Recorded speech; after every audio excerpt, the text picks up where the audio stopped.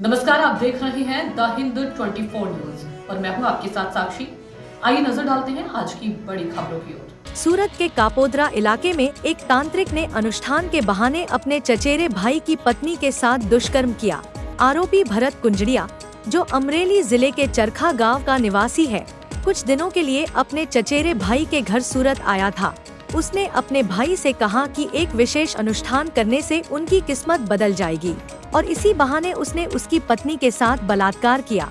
पीड़िता के पति ने कापोद्रा पुलिस थाने में शिकायत दर्ज कराई, जिसके आधार पर पुलिस ने आरोपी को गिरफ्तार किया है। पुलिस मामले की जांच कर रही है और यह पता लगाने की कोशिश कर रही है कि क्या आरोपी ने पहले भी इस तरह की घटनाओं को अंजाम दिया है।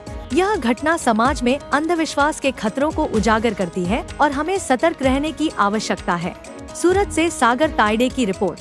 गई तारीख 22/1/2025 રોજ કાપોદ્રા પોસ્ટે વિસ્તારમાં એક બળાત્કારનો ગુનો બનેલ અને જે ગુનાની ફરિયાદ કાપોદ્રા પોસ્ટે ખાતે તારીખ 10/3/2025 રોજ રજીસ્ટર કરવામાં આવેલ છે।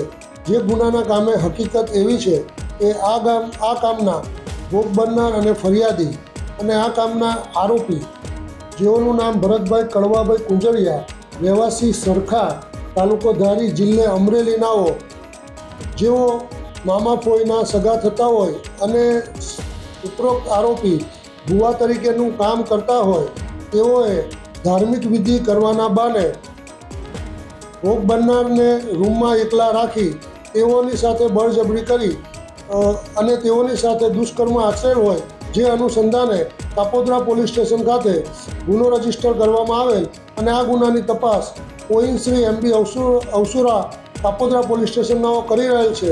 ઉપરોક્ત ગુનાના કામે આરોપી ભરતભાઈ કડવાભાઈ કુંજળિયાનાઓને આજ રોજ ધરપકડ કરવામાં આવેલ છે અને હાલ તેઓ પોલીસ કસ્ટડીમાં છે। देखते रहिए द हिंद 24 न्यूज।